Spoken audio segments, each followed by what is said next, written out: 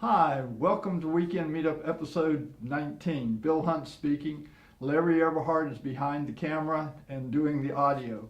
In this episode, Hannah has some reminders for pet owners regarding hazards to avoid over the Memorial Day weekend. Memorial Day weekend means summer, and summer means watermelon. In the background, you see a picture of the largest watermelon I know of in St. Mary's County. It's a clever piece of public art. For things to do in St. Mary's County on Memorial Day, go to the county website and hit the big red Go button. Scroll down on the right-hand side till you see the twin calendars at the bottom and put in the dates May 23rd, ending May 26th, and the special events in the county will show up. Friday evening is the Cattails and Cocktails dinner and auction at the Potomac River Waterfall Festival at the county fairgrounds. Then Saturday morning, you can start with breakfast at Ye Olde Cafe in Leonardtown, which opens 1 hour early at 7 a.m. for the Waterfowl Festival. At 8 o'clock, you can shop the Sotterley's Farmers Market, a producers-only farmers market at Sotterley Plantation.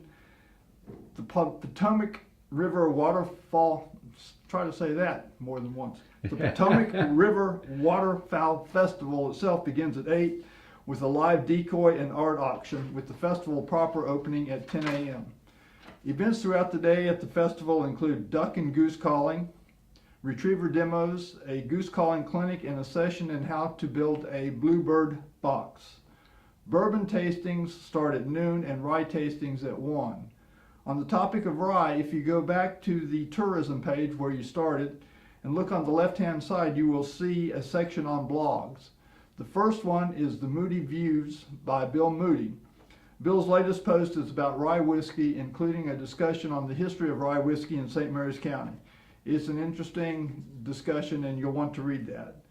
Then later in the afternoon, the Summer Songs Saturday series is at Port of Leonardtown Winery starting at 5. Then downtown Leonardtown starting at 6 is the Downtown Tunes in the Leonardtown Square. This is the 8th season. Live music for 3 hours. The last featured event this weekend is a Sunday brunch at the Inn at Brom Howard, which starts at 10 a.m. But there are other things to do in St. Mary's County. Scroll around the website and come up with a whole list for you and your family to enjoy. Thank you for watching. Hi, I'm Hannah Pinkerton from Hannah's Pet Sitting and Homemade Pet Supplies, here with another episode of Weekend Meetup. This week I'm going to be talking about something related to Memorial Day, since we have the summer holidays, including Memorial Day, just around the corner. A lot of us are going to be doing cookouts, and we may have our pets involved in those as well. So it's all too easy to throw scraps and leftovers to our pets, or even some pets may help themselves to certain foods.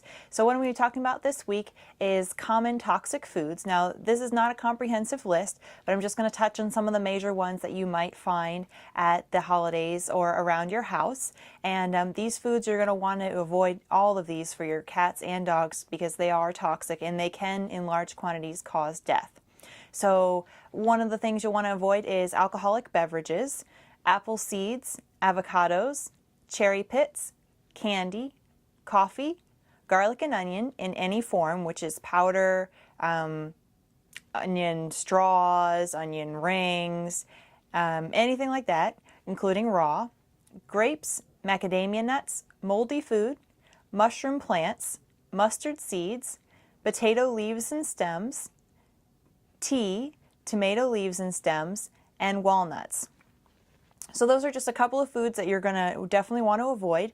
And then another big one that we see a lot is fatty foods. So an overdose of fatty foods is very bad for your cat or dog's pancreas. It causes it to go into overdrive and it can cause long-term damage. So it's really important not to give too much fatty foods to our pets. It's very easy to just slice the fat off of a cut of meat, whether it's before or after cooking, and give it to our pets. This is okay, but you really want to do it in moderation, just a tiny bit. Don't give all the fat from all the cuts to your pet. That's too much. Another thing to avoid is bones. We all know that dogs love bones, but cooked bones are very, very dangerous for cats and dogs. No matter what size of dog or cat and no matter what size of bone, whether it's a wishbone to a T-bone from a steak, those are all extremely dangerous. Cooked bones can splinter and they can cause all sorts of internal damage, so please do not let your pets have access to cooked bones on the holidays or any other time. And then one more general rule to remember is the 10% rule. This applies to treats for pets. So any type of treats, whether it's wet food added to their diet or biscuits, training treats, jerky, table scraps, anything like that shouldn't exceed 10% of your pet's daily food intake. So that's just something to keep in mind. And I just want to wish everybody a happy Memorial Day. Hope you have a safe and fun holiday with your pets.